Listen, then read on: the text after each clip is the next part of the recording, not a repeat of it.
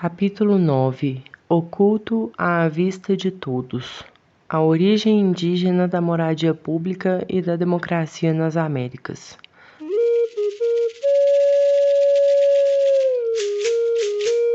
Por volta de 1150 d.C., o povo mexica migrou rumo ao sul, saindo de Aztlán, em local hoje desconhecido, a fim de se estabelecer no centro do Vale do México, que hoje leva o nome deles.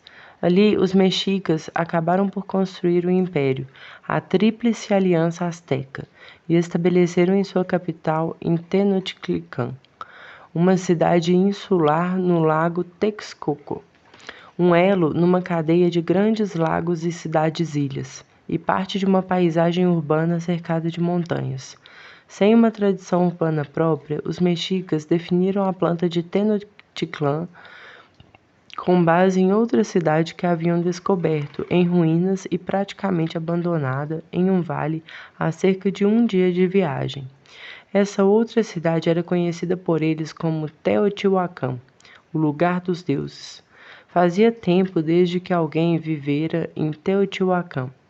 No século XII d.C., quando lá chegaram os mexicas, aparentemente ninguém sequer se lembrava do nome original da localidade. Mesmo assim, os recém-chegados a consideraram, com suas duas colossais pirâmides destacando-se no Cerro Gordo, ao mesmo tempo estranha e atraente e grande demais para ser ignorada. Além de usá-la como modelo de sua própria capital, também criaram mitos em torno de Teotihuacan, envolvendo o que dela restava numa densa floresta de nomes e símbolos. Como consequência, ainda hoje vemos Teotihuacan, sobretudo através dos olhos dos astecas, Culhua mexicas. As referências escritas a Teotihuacan, da época em que ainda era habitada, limitam-se a poucas inscrições achadas mais a leste, nas terras baixas maias, que a identificavam como a Terra das Tifas, correspondente ao termo Tolã, na língua náhuatl, que remete a uma cidade primordial e feita à beira d'água. Fora isso, temos apenas transcrições de crônicas compostas no século XVI, em espanhol e náhuatl, que descrevem Teotihuacan como um local repleto de lagoas entre montanhas e vazios primevos, dos quais surgiram os planetas no começo dos tempos.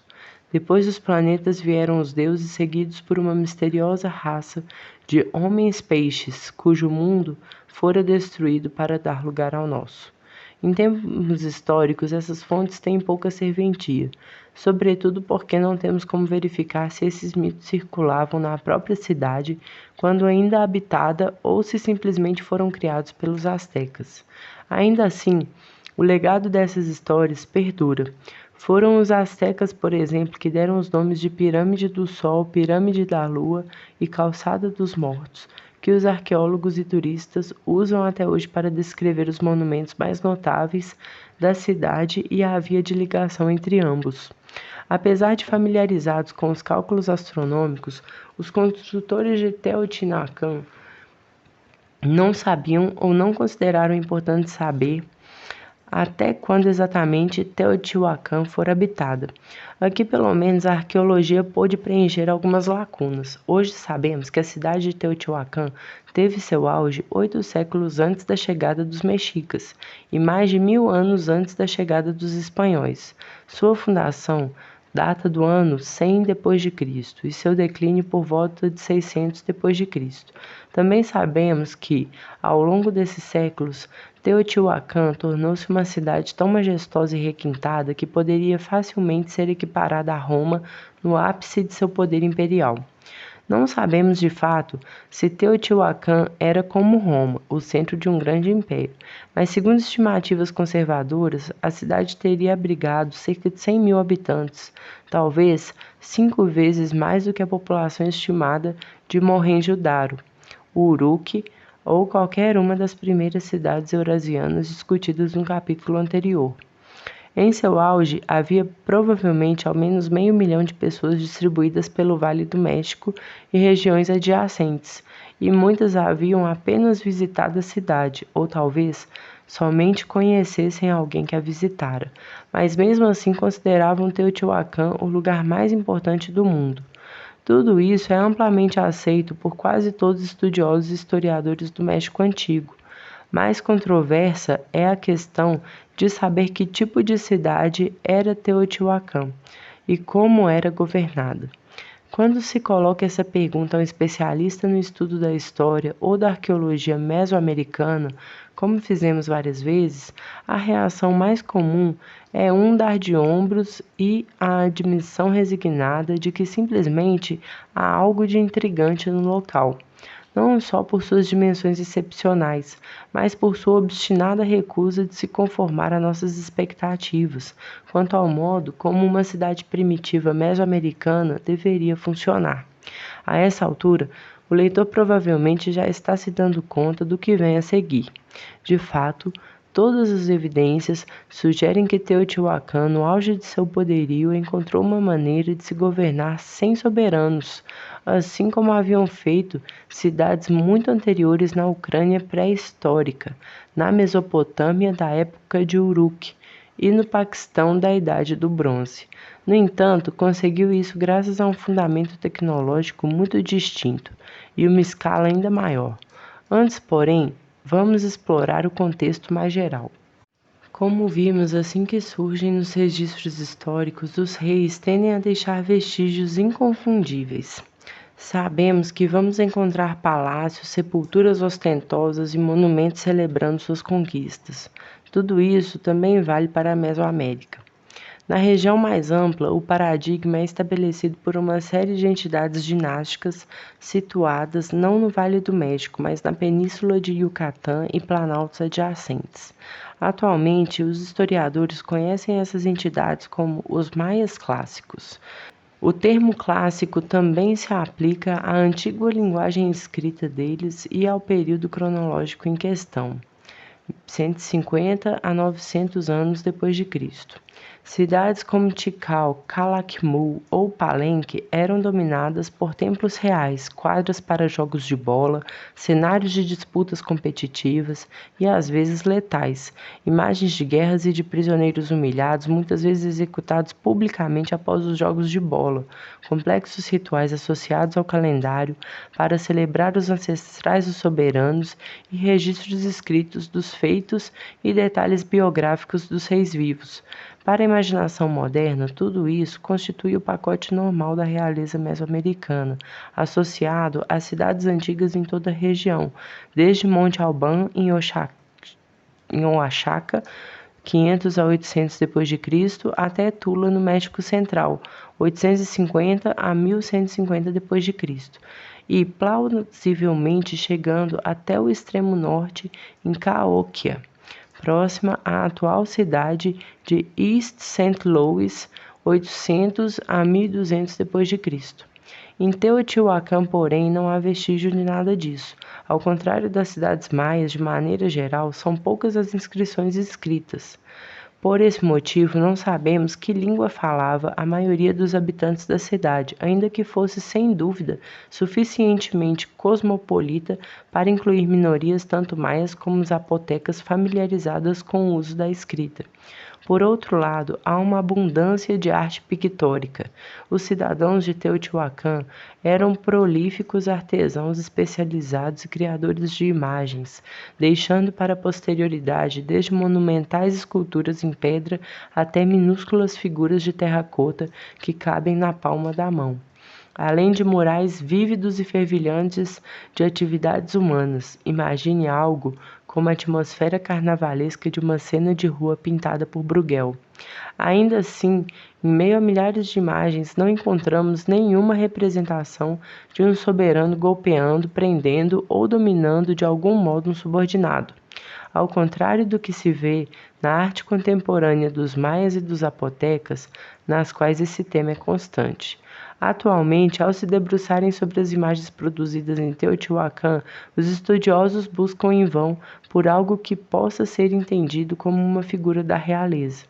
Em muitos casos, os artistas parecem ter frustrado de forma deliberada esses esforços, por exemplo, ao fazerem todas as figuras numa cena com exatamente o mesmo tamanho. Outro elemento crucial de realeza nos antigos reinos mesoamericanos, a quadra cerimonial de jogo de bola. Também se notabiliza por sua ausência em Teotihuacan. Tampouco é possível encontrar algum equivalente das grandes sepulturas de Sivaj, Chan, Cauiú e Tikal, ou de Kinit, Janaab, Pacal, em Palenque. E não foi por falta de interesse. Os arqueólogos vasculharam minuciosamente os antigos túneis ao redor das pirâmides do Sol e da Lua, e sob o templo da Serpente Emplumada, e constataram que as passagens não conduziam a túmulos da realeza, nem mesmo a câmaras saqueadas, mas sim a labirintos subterrâneos e santuários incrustados de minérios, evocações de outros mundos sem dúvida, mas não sepulturas de governantes sagrados. Houve quem especulasse que a rejeição consciente das convenções externas fosse ainda mais profunda. Por exemplo, os artistas de Teotihuacan pareciam conhecer princípios formais e compositivos vigentes entre seus vizinhos mesoamericanos e deliberadamente invertê-los. Se por um lado a arte maia e zapoteca inspira-se numa tradição de entalhes em relevo derivada da época anterior dos reis olmecas de Veracruz, privilegiando as curvas e as formas fluidas, as esculturas de Teotihuacan mostram seres humanos e humanoides como compósitos chapados, firmemente encaixados em blocos angulares. Décadas atrás, esses contrastes levaram Esther Pazrotri, uma historiadora da arte húngaro-americana que dedicou grande parte da carreira ao estudo da arte das imagens de Teotihuacan, a uma conclusão radical. O que temos nas terras altas de Teotihuacan e nas terras baixas dos maias, argumentou ela, é um caso de deliberada inversão cultural, ou daquilo que chamamos de cismogênese, mas dessa vez na escala de civilizações urbanas. Na visão de Pastori, Teotihuacan criou uma nova tradição artística para exprimir o quanto sua sociedade se distinguia daquelas de seus contemporâneos em outras regiões da Mesoamérica. Com isso, rejeitou tanto o tema visual específico do governante e do prisioneiro, como a glorificação dos indivíduos aristocráticos em geral. Isso era notavelmente distinto da tradição cultural anterior dos olmecas e também das sociedades maias da época. Se as artes visuais de Teotihuacan celebravam algo, garante Pastori, era a comunidade como um todo e seus valores coletivos, o que, durante alguns séculos, conseguiu impedir o surgimento de cultos de personalidade dinásticos. Ainda de acordo com a historiadora, Teotihuacan não só exibia um espírito antidinástico, como também era um experimento utópico de vida urbana. Aqueles que a fundaram viam a si mesmos como criadores de um tipo novo e diferente de cidade, uma tolã para o povo, sem reis ou senhores. Seguindo os passos de Pastori, todos os outros estudiosos, depois de eliminarem quase todas as outras possibilidades, chegaram a conclusões similares. Em seus anos iniciais, segundo eles, Teotihuacan avançara um pouco no rumo de um governo autoritário, mas então, por volta de 300 anos depois de Cristo, ocorreu uma guinada súbita. Possivelmente, houve uma espécie de revolução, seguida de uma distribuição mais equitativa dos recursos urbanos e do estabelecimento de uma espécie de governança coletiva. Entre aqueles que conhecem melhor o sítio, há um consenso de que Teotihuacan era de fato uma cidade organizada em função de uma espécie de igualitarismo consciente, e como vimos em termos de história mundial, tudo isso não é assim tão estranho ou anômalo quando tentem a supor os estudiosos, ou quase todo mundo. Isso se mostra verdadeiro também quando tentamos entender que Teotihuacan em seu contexto mesoamericano. A cidade não surgiu do nada. Embora possa haver um pacote reconhecível de realeza mesoamericana, também parece ter havido uma tradição muito diferente, digamos, republicana. O que nos propomos a fazer nesse capítulo, portanto, é trazer à superfície esse ramo negligenciado da história social da Mesoamérica, caracterizado por repúblicas urbanas, projetos de bem-estar social em grande escala e formas indígenas de democracia que podem ser rastreadas até a época da conquista espanhola e mesmo depois.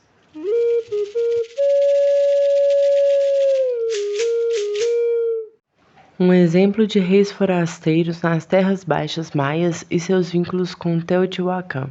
Comecemos deixando para trás a própria cidade e os vales e planaltos centrais do México e tomando o rumo dos reinos dos maias clássicos, cujas ruínas se encontram nas florestas tropicais a leste, na península mexicana de Yucatán e no território atual de países como Guatemala, Belize, Honduras e El Salvador.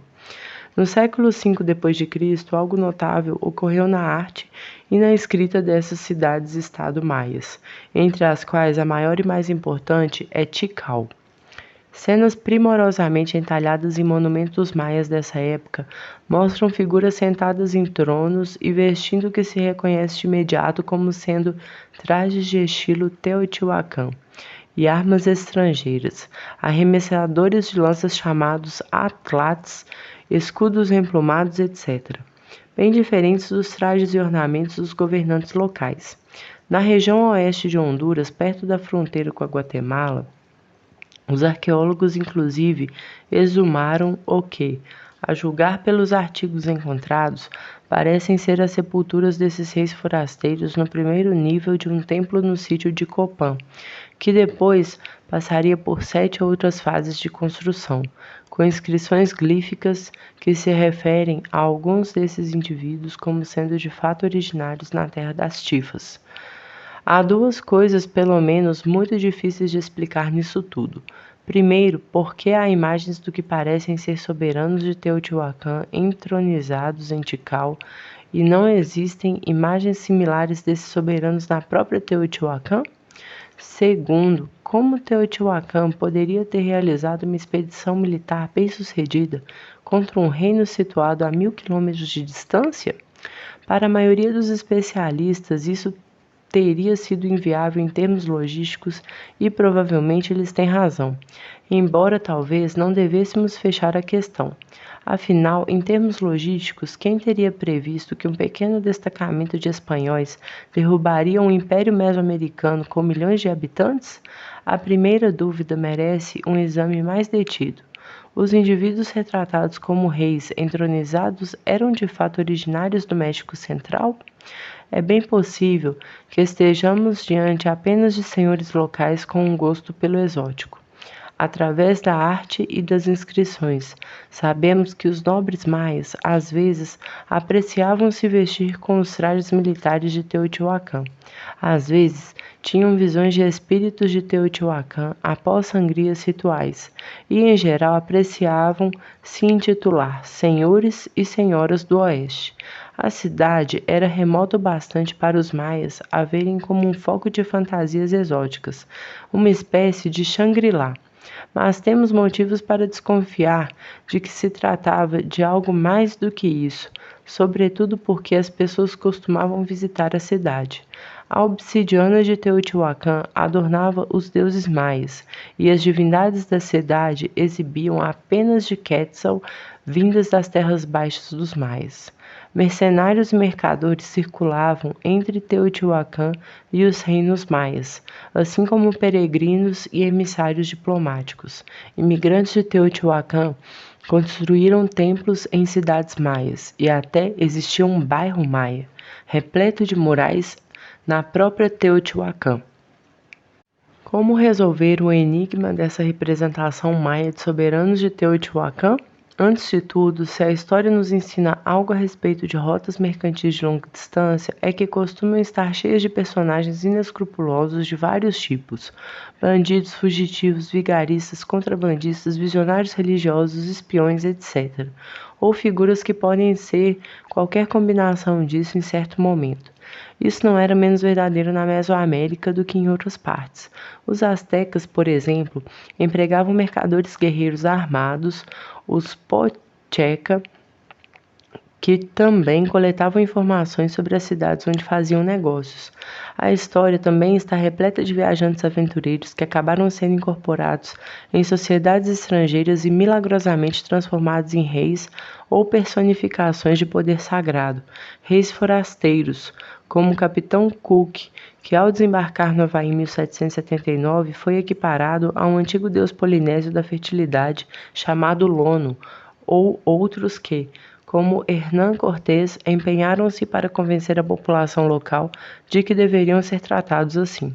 Por todo o mundo, uma porcentagem surpreendentemente alta de histórias dinásticas começa dessa maneira, com um homem, quase sempre é um homem que aparece misteriosamente vindo de algum lugar remoto. É fácil imaginar como um aventureiro de uma cidade famosa poderia tirar proveito de tal predisposição. Teria sido isso que ocorreu nas terras baixas maias no século V d.C.? Graças às inscrições em Tikal, conhecemos os homens de alguns desses reis forasteiros e de seus associados, ou pelo menos os homens que adotaram enquanto estavam no papel de nobres maias. Um deles, Siyaj Kak, filho do fogo, embora aparentemente nunca tenha exercido poder, ajudou a instalar uma série de príncipes teotihuacanos em tronos maias, entre eles o Tikal. Também sabemos que esses príncipes se casavam com mulheres da nobreza local e que seus filhos se tornavam governantes maias e também celebravam seus vínculos ancestrais com Teotihuacan, Atolã do Oeste. Além disso, pelo exame de sepulturas em Copán, também sabemos que, antes de serem alçados à condição de reis, pelo menos alguns desses indivíduos aventureiros tiveram vidas agitadíssimas, lutando e viajando e voltando a lutar, e que talvez não tenham vindo de Copán ou de Teotihuacan, mas de outro lugar completamente diferente. Levando em conta todas essas evidências, parece plausível que esses progenitores das dinastias maias fossem membros de grupos afeitos a longas viagens, mercadores, mercenários, missionários ou talvez espiões, que talvez, de forma repentina, viram-se elevados à realeza. Há uma notável analogia para esse processo numa época mais próxima da nossa.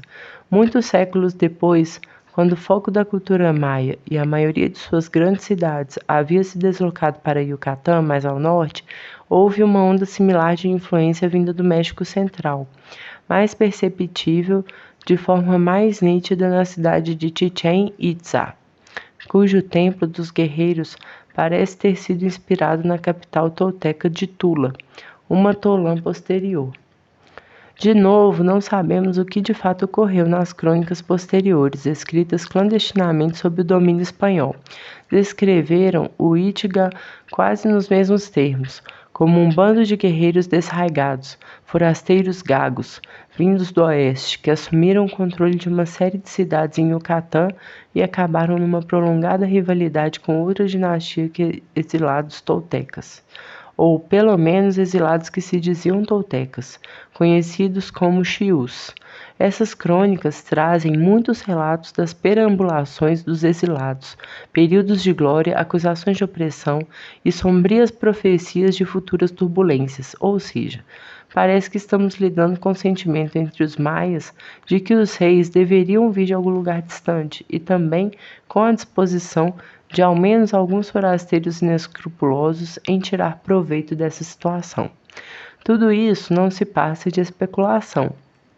Ainda assim, é evidente que as imagens e registros de locais como Tikal nos dizem mais sobre as concepções maias do poder real do que sobre a própria Teotihuacan, onde até hoje não se encontrou nenhuma evidência conclusiva da instituição da realeza.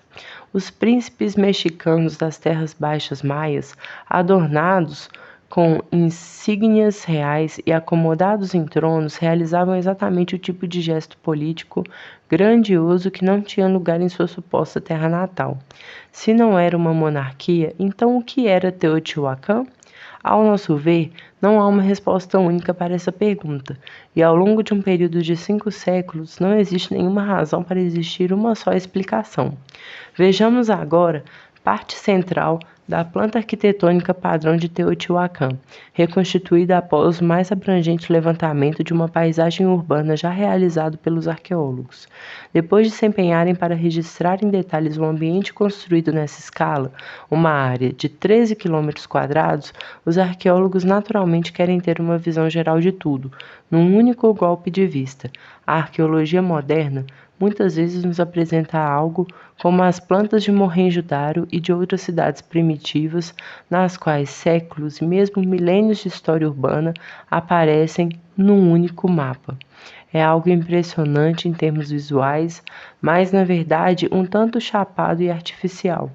No caso de Teotihuacan, esse mapa produz um efeito ao mesmo tempo harmonioso e enganoso. No centro, ancorando toda a miragem, estão os grandes monumentos, as duas pirâmides e a cidadela com o templo da serpente emplumada.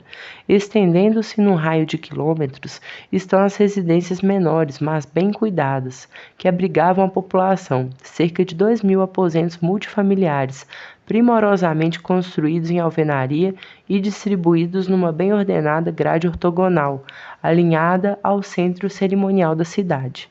É uma imagem funcional quase perfeita de prosperidade e hierarquias cívicas, como se estivéssemos diante da imagem da utopia de Mori ou da Cidade do Sol de Campanella.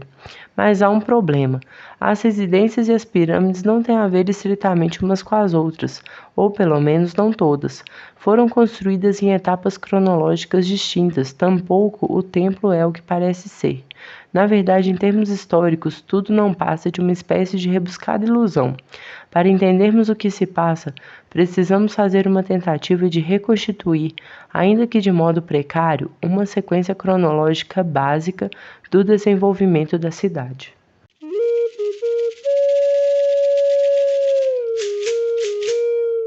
Como a população de Teotihuacan rejeitou a construção de monumentos e os sacrifícios humanos e embarcou num extraordinário projeto de moradias sociais. O crescimento de Teotihuacan até alcançar dimensões urbanas teve início por volta do ano zero.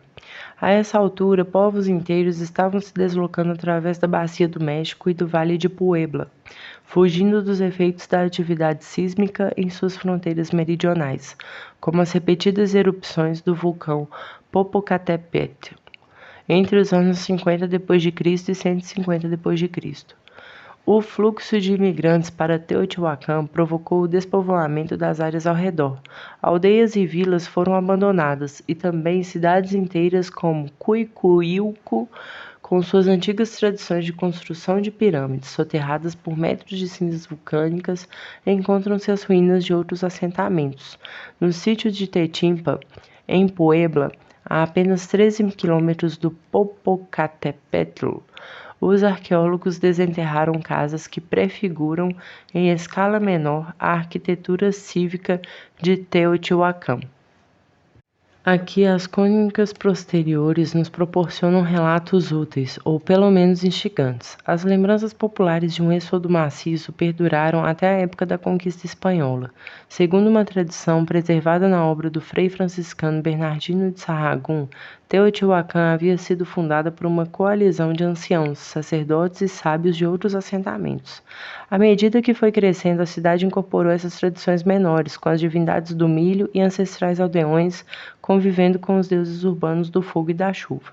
Aquilo que podemos chamar de Cidade Velha de Teotihuacan estava ordenada de acordo com o sistema de paróquias, com um santuário em cada bairro. A disposição desses templos locais, 13 edificações em torno de uma praça, também segue o plano de estruturas anteriores em Tetimpa, que abrigavam o culto de ancestrais da aldeia. Nessa época inicial, de 100 anos depois de Cristo a 200 anos depois de Cristo, as zonas residenciais de Teotihuacan talvez tivessem a aparência de uma enorme favela, mas não sabemos com certeza, assim como não temos uma ideia clara do modo como a incipiente cidade organizava o acesso dos cidadãos às terras aráveis e a outros recursos. Amplamente cultivado, o milho alimentava tanto os seres humanos como os animais domésticos. As pessoas criavam e comiam perus, cães, coelhos e lebres. Também cultivavam legumes e consumiam veados galheiros e porcos do mato, além de frutos silvestres e hortaliças. Frutos do mar vinham de uma costa distante, presumivelmente defumados ou salgados. No entanto, pouco sabemos sobre o modo como se integravam os vários setores da economia urbana, ou como exatamente eram explorados os recursos de uma área mais ampla no interior do continente. O que podemos dizer é que os esforços dos teotihuacanos para forjar uma identidade cívica concentravam-se a princípio na construção de monumentos. A criação de uma cidade sagrada no meio de uma paisagem urbana espraiada, isso implicava a criação de uma paisagem totalmente nova no centro de Teotihuacan, exigindo o esforço de milhares de trabalhadores. Assim, surgiram montes piramidais e rios artificiais, que proporcionavam um cenário para a realização de rituais associados ao calendário. Numa façanha colossal de engenharia civil, os canais do rio San Juan e do rio San Lorenzo foram desviados, conectando-os à grande urbana octogonal, e as margens pantanosas foram convertidas em fundações sólidas, e tudo isso, cabe lembrar, sem a ajuda de animais de carga ou de ferramentas metálicas. Por sua vez, isso serviu de base para um impressionante programa arquitetônico, que incluía a construção das pirâmides do Sol e da Lua, do Templo da Serpente Emplumada. Este último dava para uma praça rebaixada que captava as cheias do rio San Juan e formava um lago sazonal, cuja água marulhava junto aos entalhes pintados das serpentes emplumadas e de conchas na fachada do templo, fazendo-os reluzir quando vinham as chuvas no final da primavera. Todo esse esforço para a construção de monumentos requeria sacrifícios, não só em esforço físico e recursos, mas também em vidas humanas. Cada etapa relevante da construção está associada a indícios arqueológicos de matanças rituais. Quando se acrescentam os restos mortais achados nas duas pirâmides e no templo, o número de vítimas chega a centenas. Seus corpos foram colocados em poços ou valos dispostos simetricamente para demarcar a planta baixa do edifício que ali seria erguido. Nos cantos da pirâmide do Sol foram encontradas oferendas de bebês sob a pirâmide da Lua, cativos estrangeiros, alguns decapitados ou mutilados, e nas fundações do Templo da Serpente Emplumada, os restos mortais de guerreiros, com os braços atados às costas na hora derradeira, enterrados com armas e troféus. Entre os corpos havia facas e lanças de obsidiana, adornos de conchas e de ouritos, e colares de dentes e maxilares humanos, alguns, conforme se descobriu, ardilosamente falsificados em conchas. A essa altura, por volta do ano 2000 d.C., seria possível considerar selado o destino de Teotihuacan, que se juntaria às fileiras das civilizações mesoamericanas clássicas, com suas robustas tradições de aristocracia guerreira e cidades-estado dominadas por uma nobreza hereditária. O que se poderia esperar em seguida nos registros arqueológicos seria uma concentração de poder em torno dos monumentos focais da cidade, o surgimento de palácios luxuosos, habitados por governantes que eram fontes de riqueza e privilégio, com áreas adjacentes para a elite formada por suas parentelas, e o desenvolvimento de uma arte monumental para glorificar as conquistas militares, os lucrativos tributos que geravam e os serviços prestados aos deuses. No entanto, as evidências contam uma história bem diversa, pois os cidadãos de Teotihuacan escolheram outro caminho. Na realidade, a trajetória do desenvolvimento político de Teotihuacan parece ter sofrido um desvio radical. Em vez de erguerem palácios e residências para a elite, os cidadãos iniciaram um extraordinário projeto de renovação urbana, proporcionando apartamentos de alta qualidade para quase toda a população, independentemente de riqueza ou status. Sem fontes escritas, não sabemos por que fizeram isso. Os arqueólogos ainda não são capazes de determinar a sequência precisa de eventos com alguma certeza. Porém, ninguém duvida que algo aconteceu ali. E o que tentaremos fazer agora é esboçar o que pode ter acontecido. A grande virada na trajetória de Teotihuacan parece ter começado por volta de 300 anos depois de Cristo. Nessa época, ou logo depois, o Templo da Serpente Emplumada foi profanado e os depósitos de oferendas saqueados. Não só atearam fogo ao templo, como despedaçaram ou reduziram a tocos as cabeças de gárgulas que lhe adornavam a fachada. Uma enorme plataforma escalonada foi construída a oeste, tornando invisível desde a alvenaria principal o que restou do templo. Quem visita as ruínas bastante restauradas de Teotihuacan e quer ver o que sobrou das divindades com olhos ressaltados e cabeças de serpentes emplumadas, tem de subir ao topo dessa plataforma, chamada pelos arqueólogos de Adossada. A essa altura, a construção de outras pirâmides foi interrompida para sempre, e não se vêem mais evidências de matanças rituais nas pirâmides do Sol e da Lua, que continuaram a ser usadas como monumentos cívicos até cerca de 550 anos depois de Cristo. Embora com outras finalidades menos letais, das quais nada sabemos, em vez disso, o que se vê depois de 300 anos depois de Cristo é um fluxo extraordinário de recursos dedicados à construção de excelentes residências de alvenaria, não só para os ricos e os privilegiados, mas para a grande maioria da população. Esses aposentos impressionantes, dispostos em lotes regulares de um extremo a outro da cidade, provavelmente não eram uma inovação dessa época. Sua construção numa estrutura urbana talvez tenha começado cerca de um século antes, em áreas abertas como a demolição de casas mais velhas e precárias. De início, os arqueólogos acharam que os aposentos de alvenaria eram palácios, e é bem possível que tenham começado assim por volta de 200 anos depois de Cristo, quando a cidade parecia encaminhar-se para a centralização política. Contudo, depois de 300 anos depois de Cristo, o ano da profanação do Templo da Serpente Emplumada, sua construção prosseguiu num ritmo acelerado até que a maioria dos 100.000 e tantos moradores tivesse de fato vivendo em condições palaciais, ou pelo menos confortáveis. Como eram esses aposentos e como as pessoas viviam neles? Pelo que sugerem as evidências, devemos imaginar pequenos grupos de famílias nucleares vivendo confortavelmente em edificações térreas, dotadas de instalações hidráulicas e com acabamento requintado nos pisos e paredes. Ao que tudo indica, cada família ocupava um conjunto de aposentos no interior do bloco maior, com corredores externos cobertos pelos quais entrava luz nos quartos sem janelas. É plausível supor que os blocos de aposentos abrigassem, em média, uma centena de pessoas, que se encontrariam rotineiramente num pátio central, que também serviria para os rituais domésticos, talvez de forma coletiva.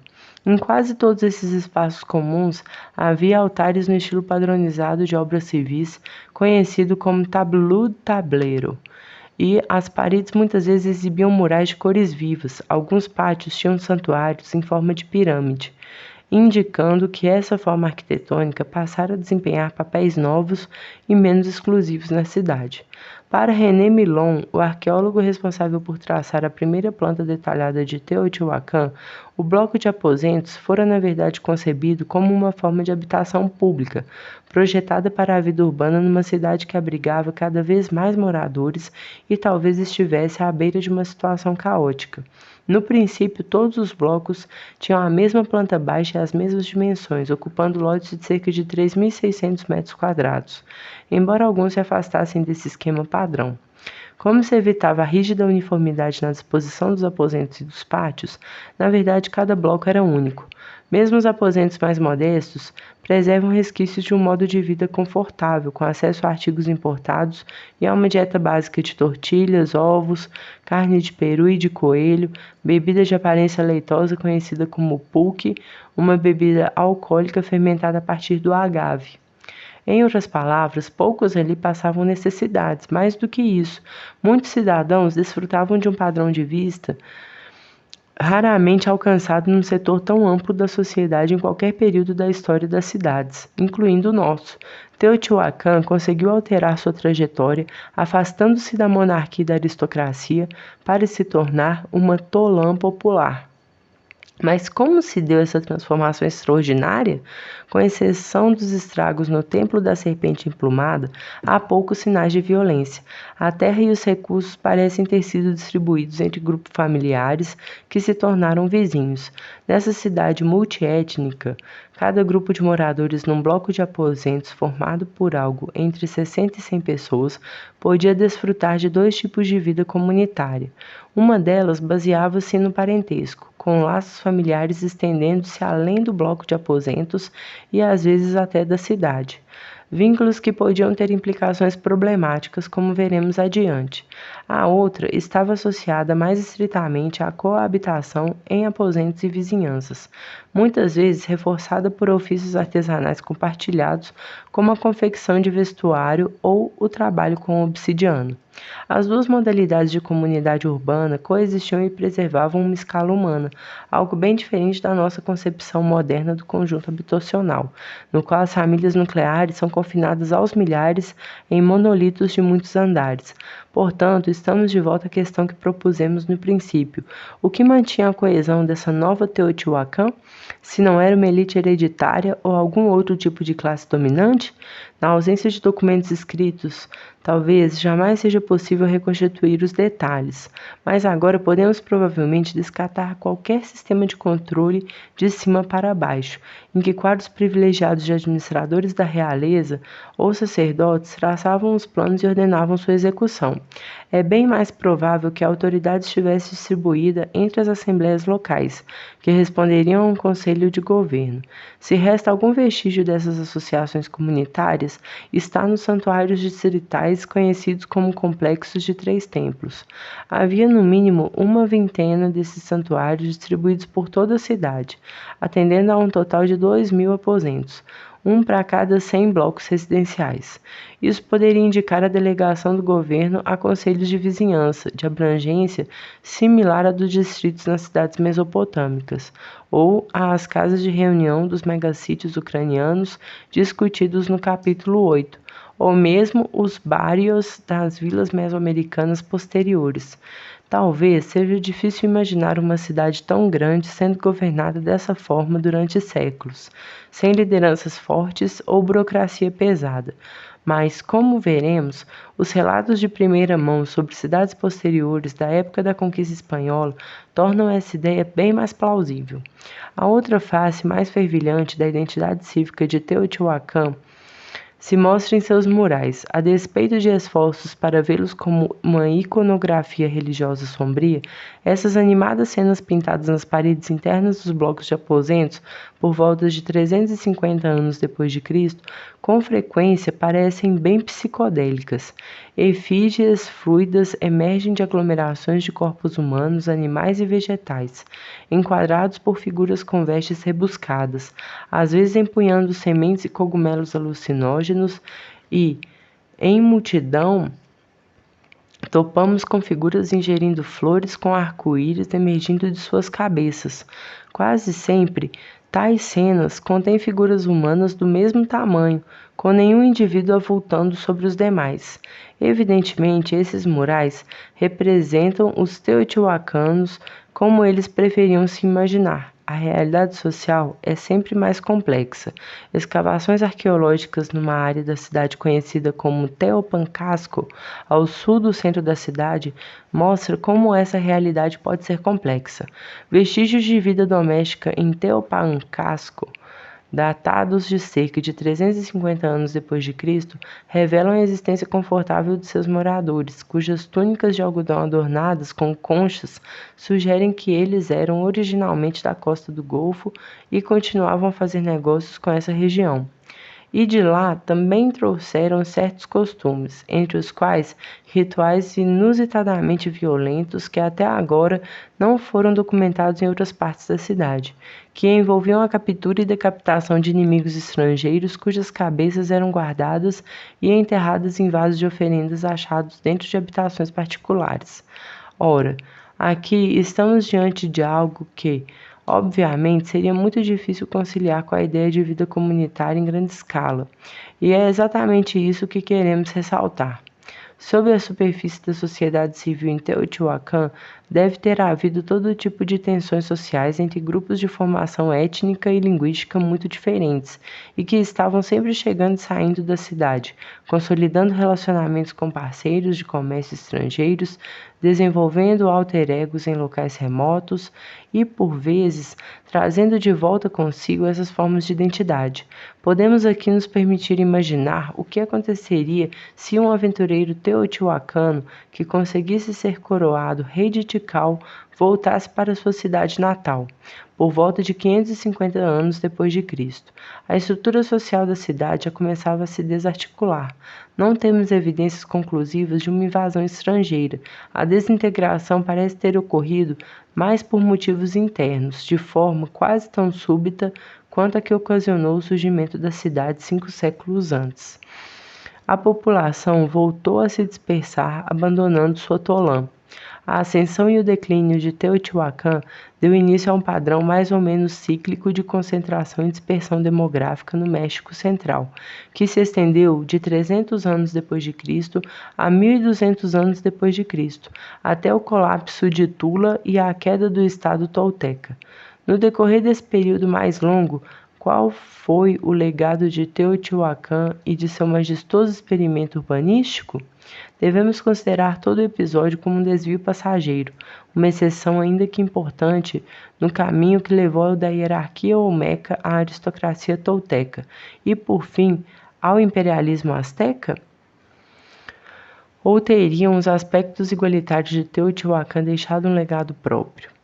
Poucos levaram a sério essa possibilidade, mas há boas razões para explorá-la, sobretudo quando consideramos que os primeiros relatos espanhóis sobre os planaltos mexicanos proporcionam um material extremamente sugestivo, como descrições de cidades indígenas que, aos olhos europeus, só podiam ser entendidas como repúblicas ou mesmo democracias.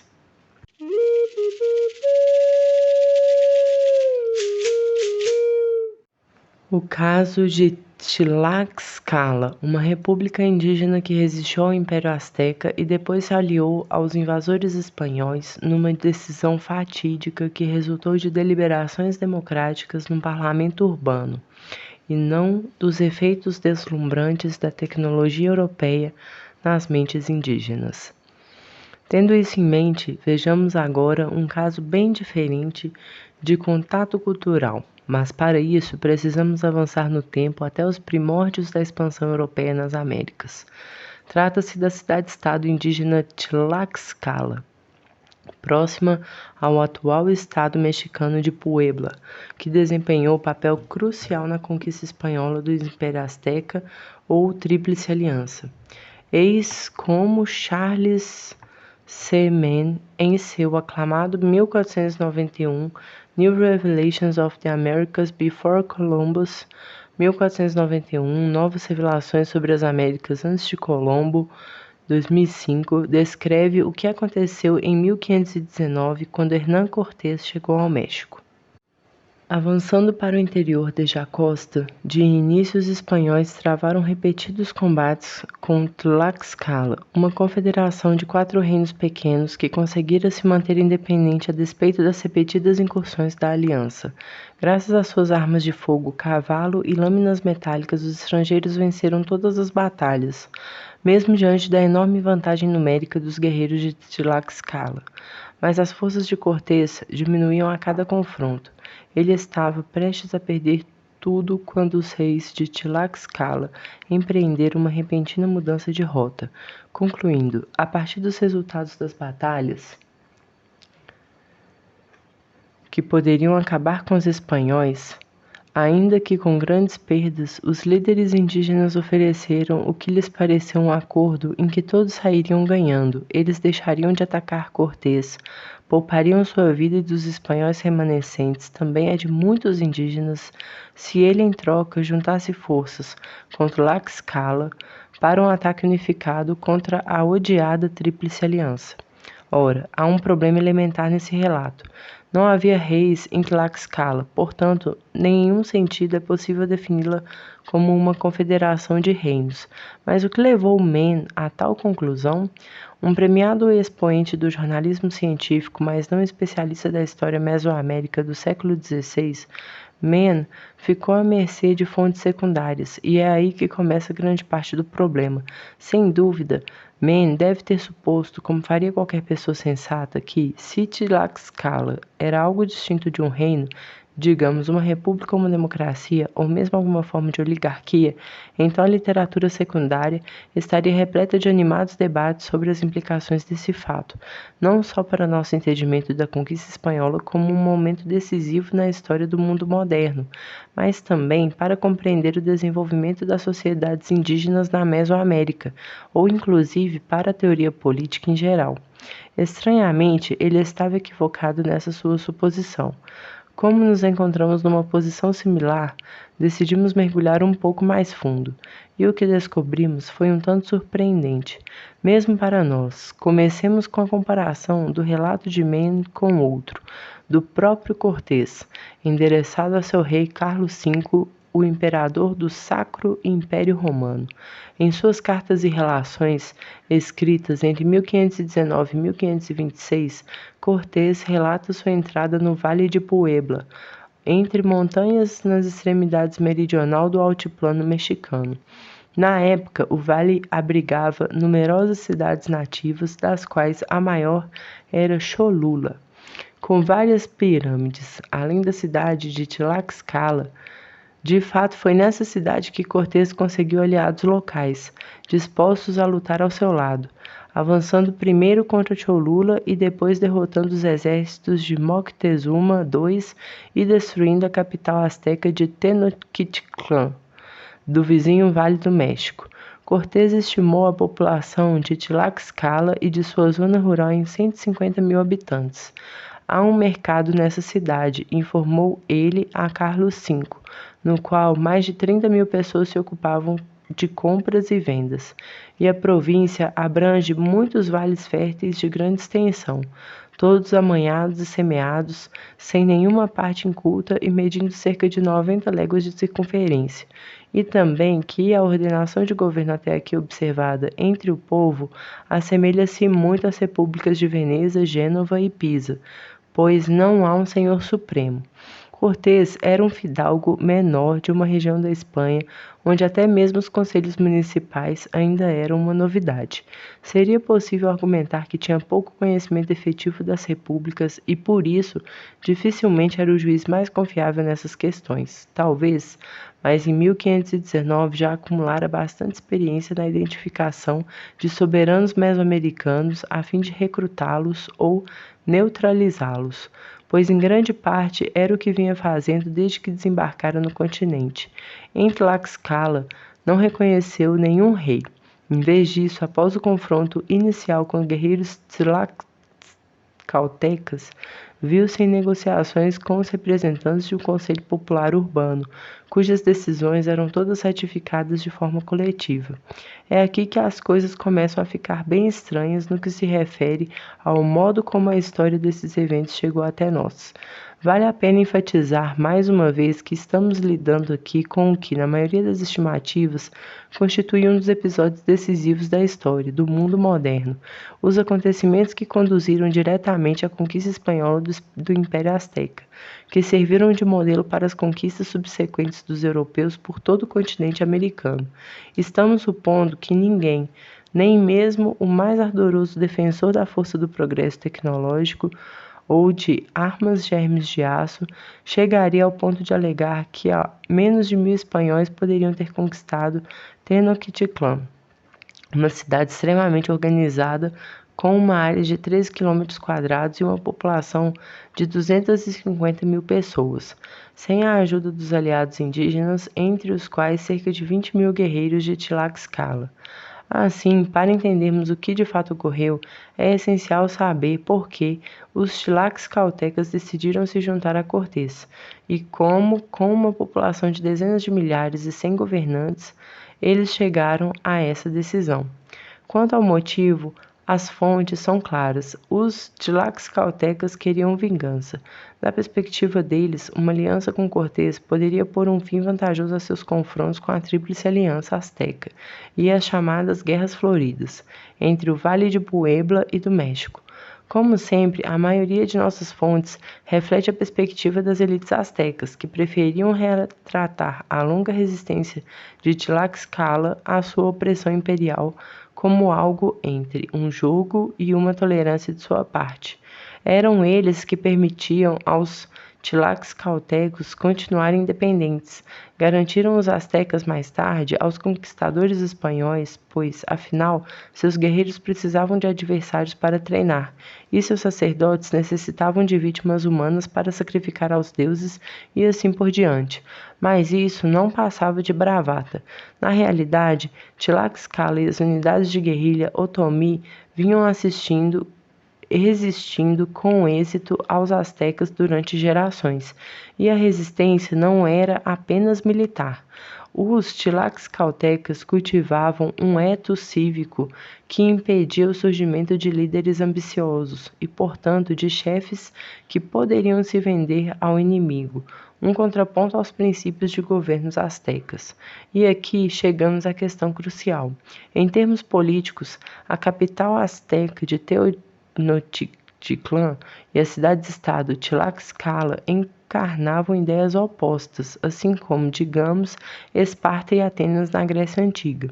Entretanto, conhecemos pouco dessa história devido aos termos do relato da conquista a que estamos acostumados, a começar por Alfred Crosby e Jared Diamond. Os autores dessa linha reiteradamente enfatizavam que os conquistadores tinham algo parecido como um destino manifesto, não o tipo de destino pré-ordenado pelos deuses que eles próprios imaginavam para si, mas a força irreprimível de um exército invisível de micróbios do velho mundo neolítico marchando ao lado dos espanhóis e desencadeando ondas de varíola para dizimar as populações indígenas, além de um legado da Idade do Bronze sob a forma de armas de ferro e de fogo, e cavalos para assustar e atemorizar os impotentes nativos.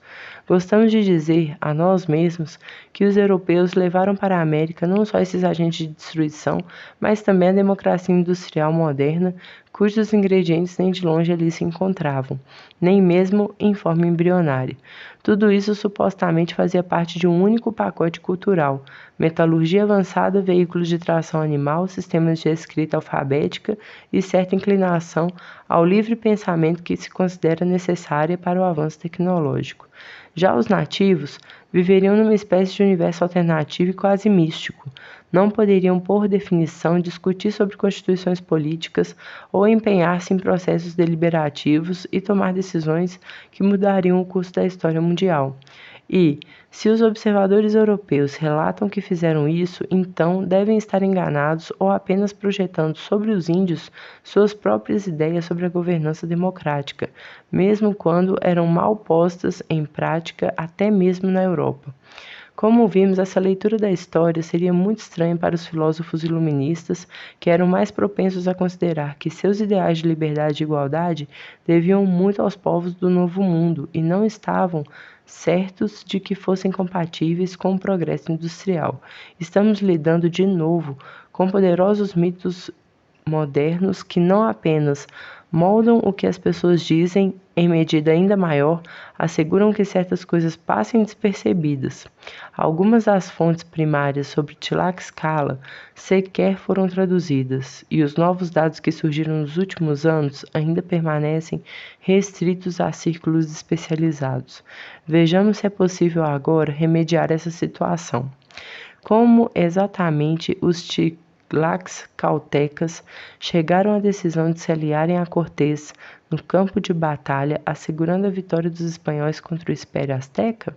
Sem dúvida, tratava-se de uma questão complexa e profundamente divisiva, como foi também em outras cidades no Vale de Puebla e em Cholula. Por exemplo, o mesmo dilema provocou uma ruptura entre os líderes de Seixcapoli, zonas urbanas, e dentre eles tomaram os outros como reféns, o que os levou a buscarem refúgio em Tlaxcala. Na própria Tlaxcala, contudo, o processo decisório assumiu uma forma muito diversa. Alguns dos indícios encontram-se na famosa História Verdadeira da Conquista da Nova Espanha, de 1568, de Bernal Dias, que contém longos trechos sobre a interação dos espanhóis com os guerreiros e emissários de Tlaxcala. Outra fonte muito usada é um códice ilustrado conhecido como História de Tlaxcala, de 1585, do historiador mestiço Diego Munhoz Camargo. E também há relatos importantes do frei franciscano Toríbio de Benavente. Porém, a fonte mais detalhada e, em nossa opinião, a mais decisiva é um livro raramente citado e, na verdade, quase nunca lido, ao menos por historiadores, embora especialistas no humanismo renascentista por vezes tratem de seu estilo literário. Estamos falando da inclusiva Crônica de la Nueva Espanha, composta entre 1558 e 1563, por Francisco Cervantes de Salazar, um dos primeiros reitores da Universidade do México. Cervantes de Salazar nasceu por volta de 1515 na cidade espanhola de Toledo. Estudou na prestigiosa Universidade de Salamanca, onde ninguém o superava em termos de reputação acadêmica. Depois de passar um tempo em Flandres, tornou-se secretário do arcebispo de Sevilha, o que lhe abriu as portas da corte de Carlos V, onde ouviu Hernán Cortés narrar suas experiências do Novo Mundo. O jovem, talentoso e estudioso, passou a ser um seguidor de Cortés e poucos anos após a morte deste, em 1547, Cervantes de Salazar embarcou para o México.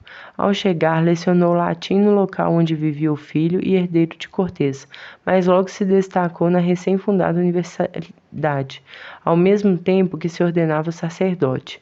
Pelo resto da vida tentaria conciliar os deveres eclesiásticos e acadêmicos, com êxito apenas relativo.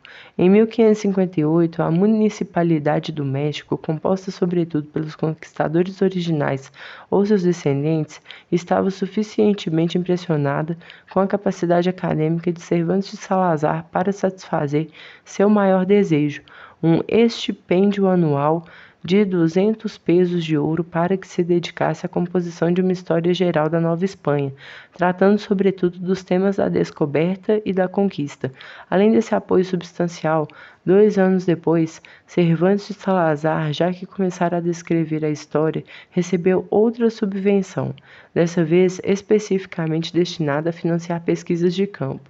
Nessa época, deve ter visitado Tlaxcala a fim de colher valiosas evidências históricas diretamente com os caciques que haviam testemunhado a conquista e com seus descendentes diretos.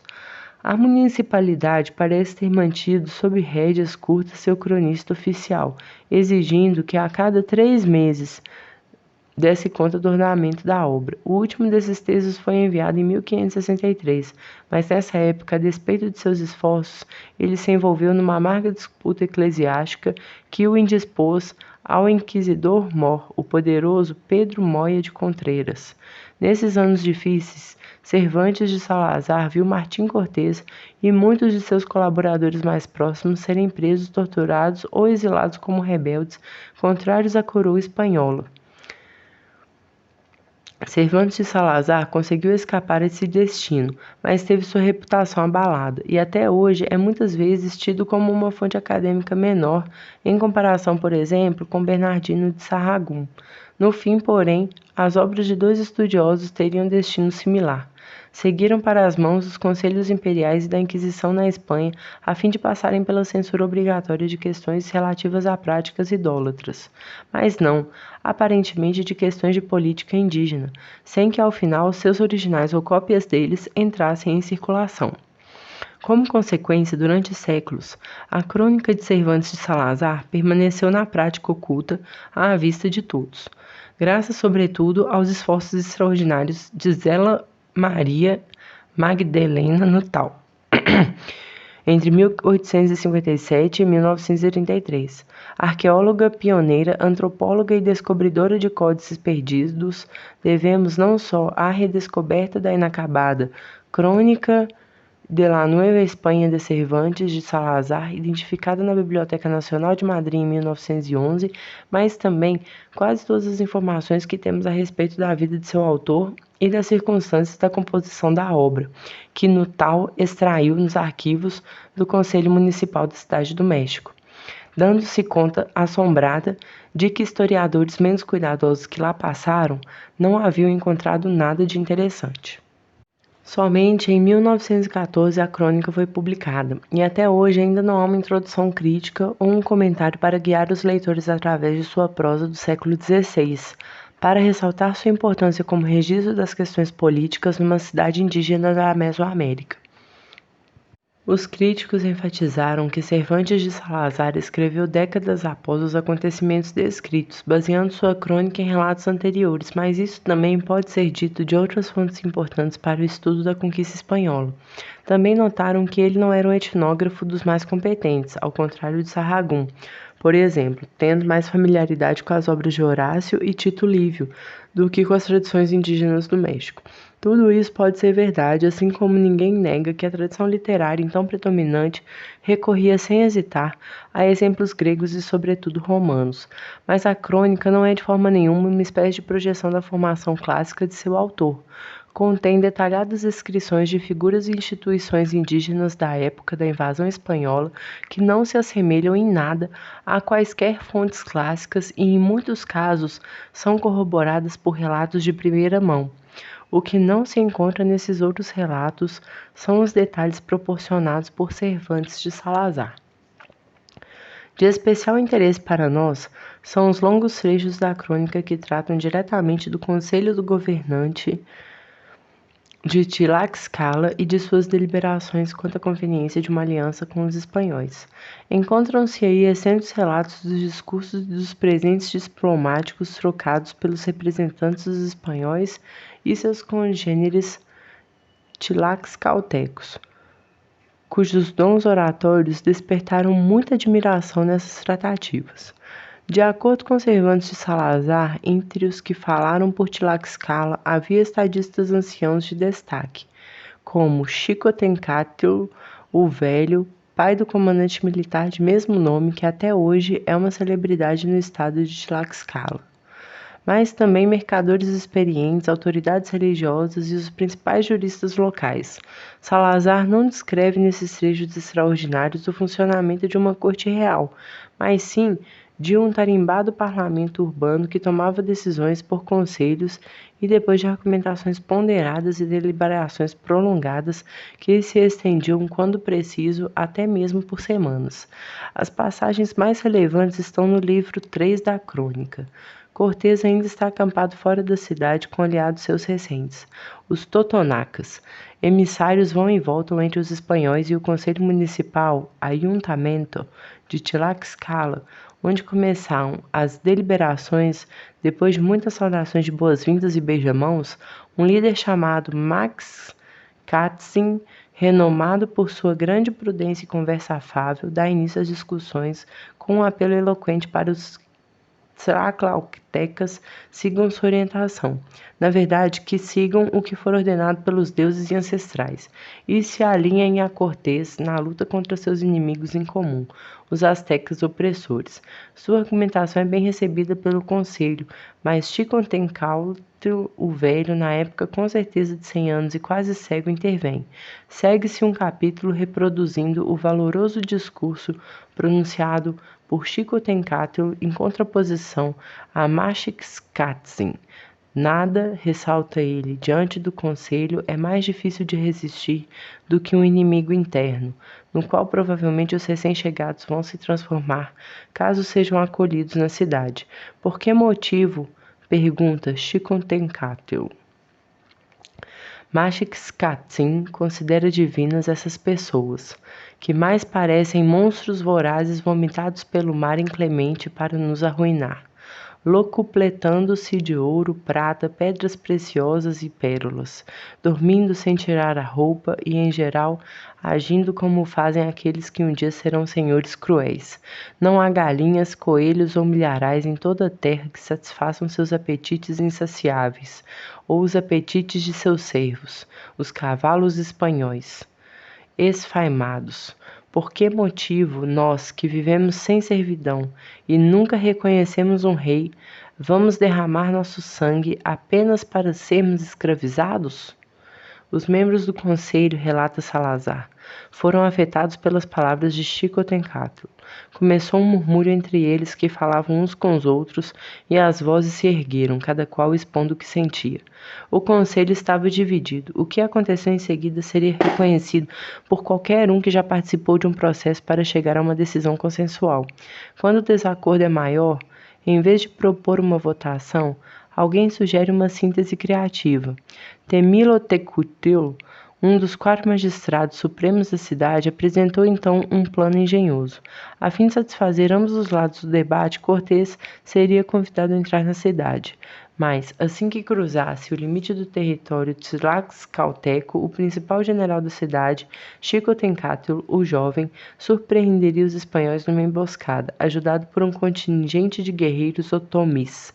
Se a emboscada fosse bem-sucedida, eles seriam heróis. Se fracassasse, poderiam colocar a culpa nos rudes e impossíveis otomís, pedir desculpas e se aliar com os invasores. Não é preciso repassar aqui os eventos que levaram à aliança de Tlaxcala e Cortés.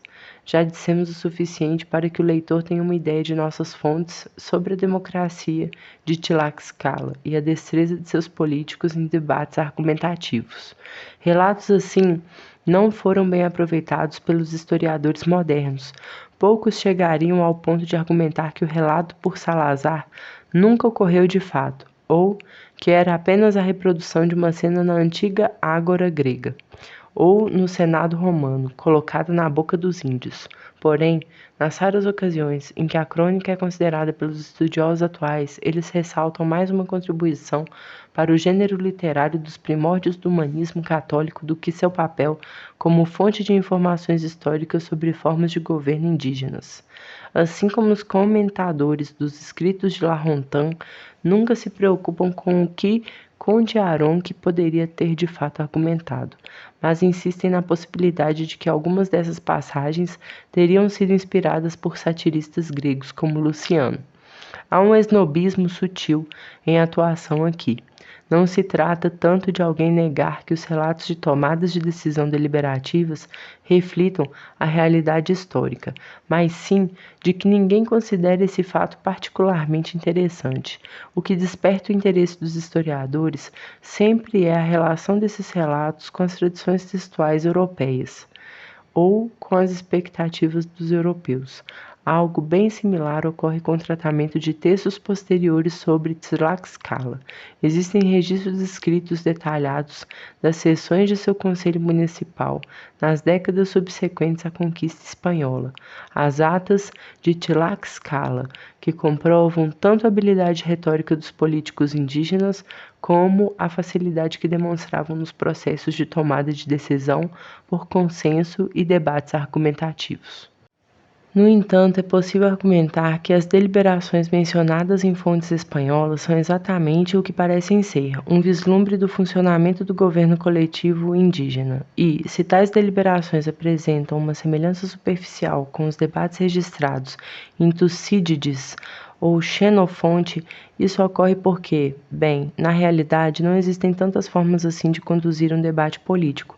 Pelo menos uma das fontes espanholas nos proporciona uma confirmação explícita nesse sentido. Aqui recorremos ao Frei Toribio de Benavente, chamado pelos locais de Motolinia, o Atormentado, por causa de sua aparência andrajosa, um apelido que ele parece ter carregado de bom grado.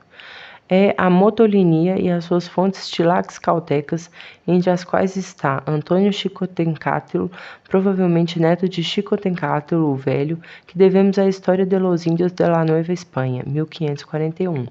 Motolinia confirma a observação inicial de Cortés de que Tlaxcala era de fato uma república indígena, que não era governada por um rei nem por dignatários que se revezavam como em Cholula, mas por um conselho eleito Teuctli, que prestava contas à totalidade dos cidadãos. Não sabemos ao certo quantas pessoas faziam parte do Conselho Supremo de Tlaxcala. Segundo as fontes espanholas, algo entre 50 e 200 membros. Talvez o número variasse conforme a questão a ser discutida. Infelizmente, Motolinia tampouco detalha como esses indivíduos eram escolhidos ou quem era elegível. Em outras cidades no Vale Puebla, mesmo aquelas com uma realeza, os encarregados se revezavam entre os representantes da Calpolli. Por outro lado, o relato de Motolinia é esclarecedor quanto aos modos de formação política em Tlaxcala.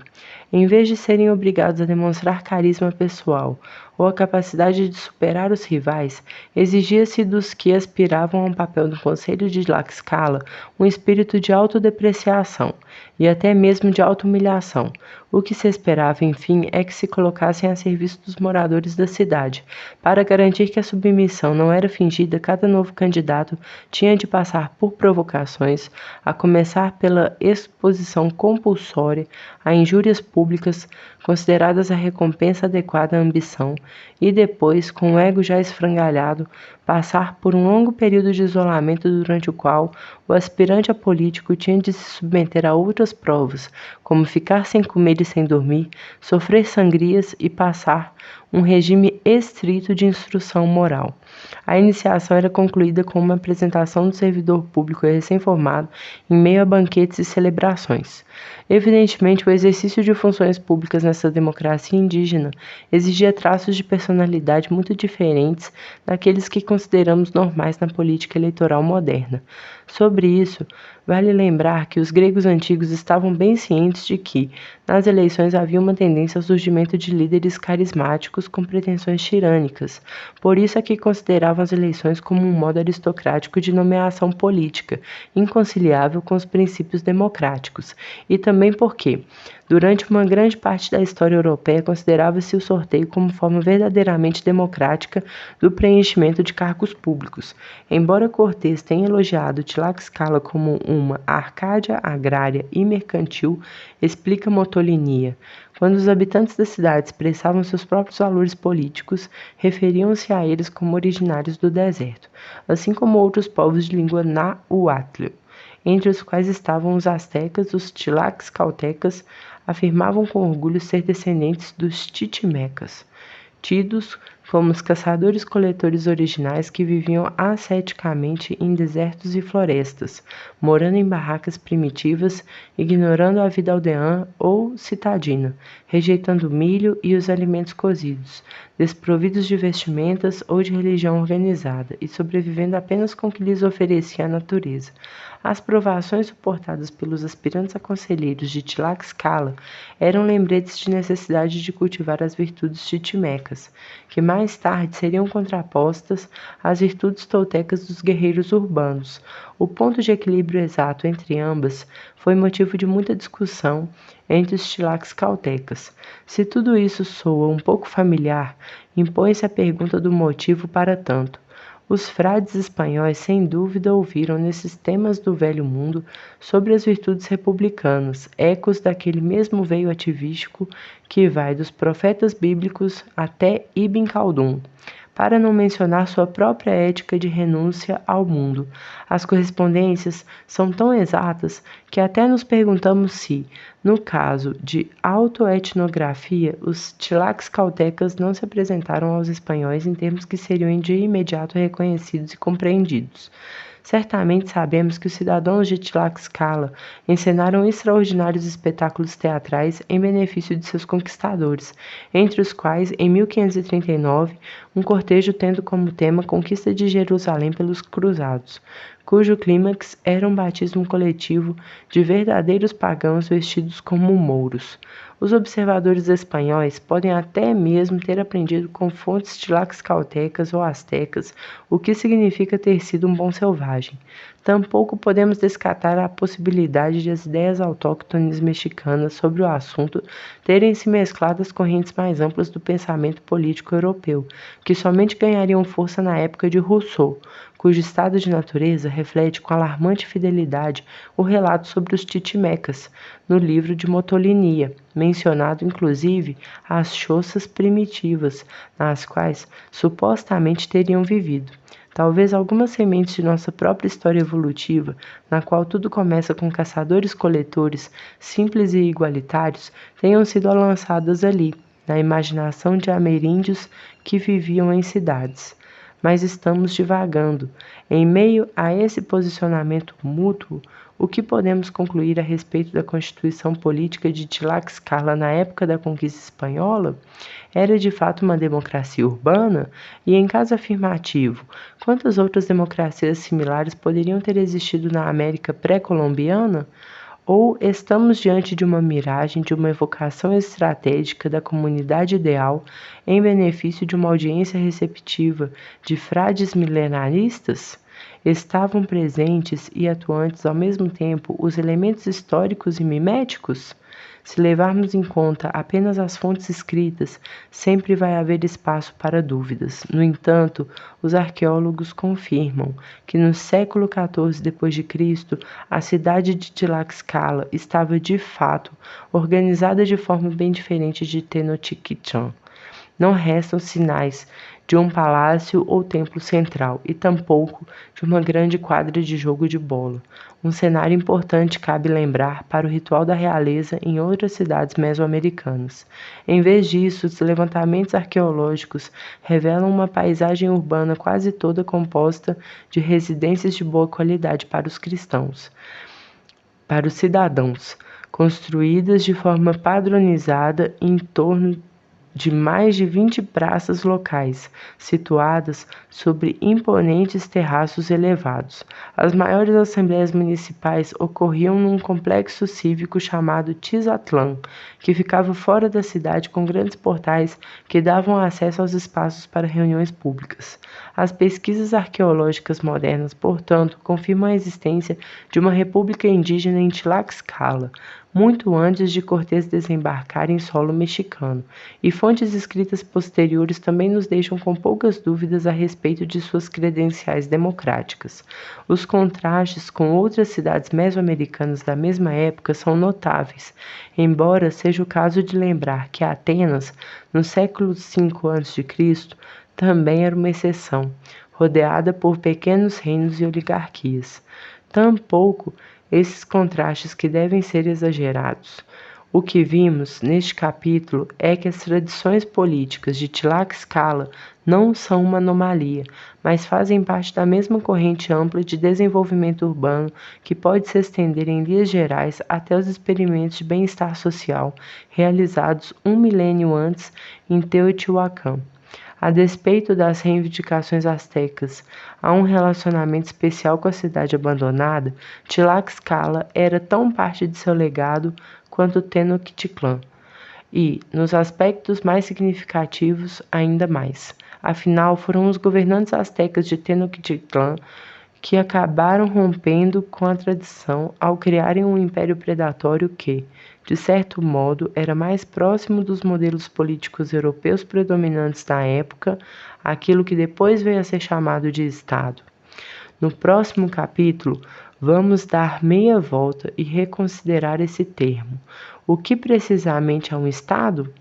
Trata-se de fato de uma etapa inteiramente nova da história humana?